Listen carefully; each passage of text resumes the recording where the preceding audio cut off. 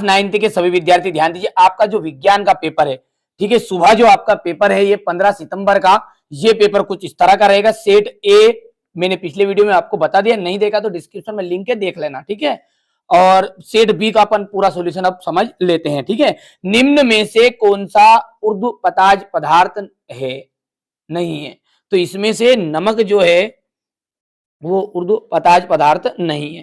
तापमान का एसआई मात्रक, तापमान का एसआई मात्रक है केल्विन।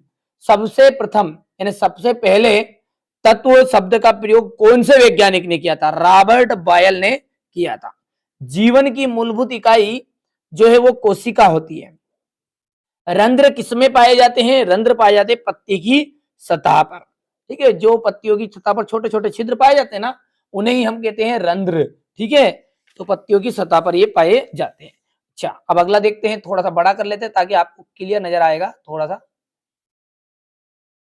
ये बात है, विस्थापन की जो दर है, विस्थापन की में परिवर्तन की जो दर है उसे हम वेग नाम से जानते हैं। रॉकेट किस सिद्धांत पर कार्य करता है?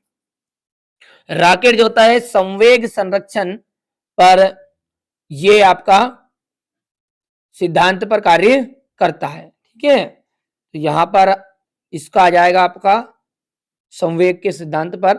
और जड़त्व की जो माप है वो जड़त्व की माप द्रव्यमान है। हो गया इतना। चलिए अब अगला है आपका रिक्त स्थान, उसे देखते हैं, समझते हैं अच्छे से।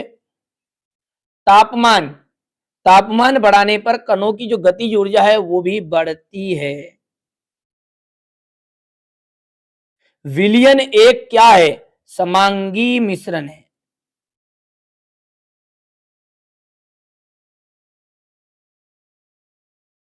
बर्फ, जल और जलवाष्प के डेडेस रासायनिक गुण समान होते हैं। मतलब गुण कौन से समान होते हैं? तो रासायनिक गुण।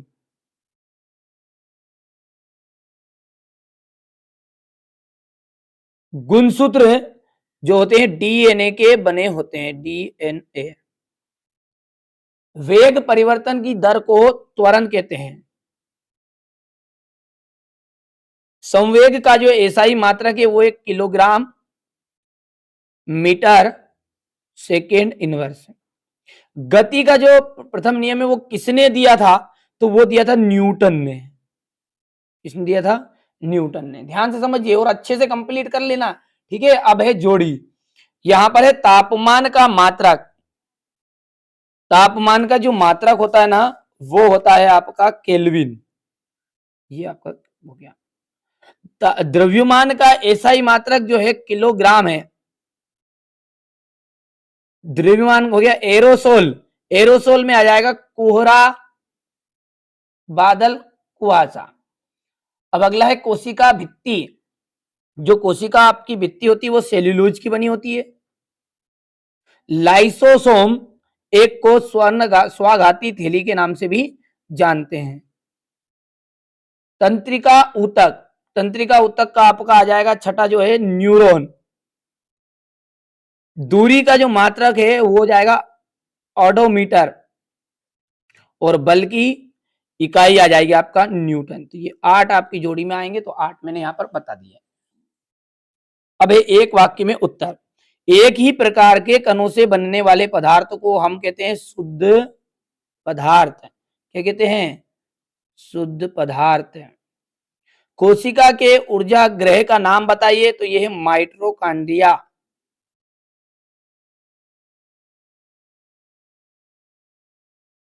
हो गया। चलिए अगला देखते हैं, प्रकाश संश्लेषण के लिए कौन सी गैस की सबसे ज्यादा अधिक आवश्यकता होती है? तो वो है कार्बन डाइऑक्साइड। हाथ एवं पैरों से में किस प्रकार की पेशी ऊतक पाए जाते हैं? तो हमारे जो हाथ है और पैर है इनमें रेखित पेशी ऊतक होती है।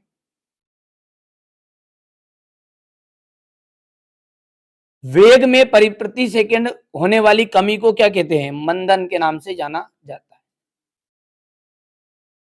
ठीक है। दाब का मात्रक है newton metre square upon pascal. किसी वस्तु का जड़त्व निर्भर होता है द्रव्यमान पर। हो गया इतनी चीजें। अब अगला देखते हैं, पदार्थ के कणों की विशेषताएं क्या क्या है। निम्नलिखित का तापमान पर भौतिक अवस्थाओं क्या होगी, ठीक है। गलनांक और क्वथनांक को परिभाषित करना है। पदार्थ से आप क्या समझते हैं, रट लेना, ये प्रश्न आपके आ रहे हैं, पूरे की पूरे प्रश्न आपके सुबह जो एग्जाम होगी जिसमें, ठीक है। मिश्रण एवं यौगिक में कोई दो अंतर बताइए। कोलाइड किन्हें कहते हैं। कोशिका की खोज किसने और कैसे की। प्लाज्मा झिल्ली को वर्णात्मक झिल्ली का नाम किसने दिया, यहाँ पर क्यों कहते हैं। और ऐसे दो अंगों के नाम बताना जिनमें अनुवांशिक पदार्थ होता है। माइटोकॉन्ड्रिया के दो कार्य, ऊतक को परिभाषित करना है। इसके बाद में अगला देखिए, पौधों में वाष्पोत्सर्जन के कार्यों का उल्लेख कीजिए। रंध्र के नाम क्या है, त्वरण की परिभाषा, ठीक है।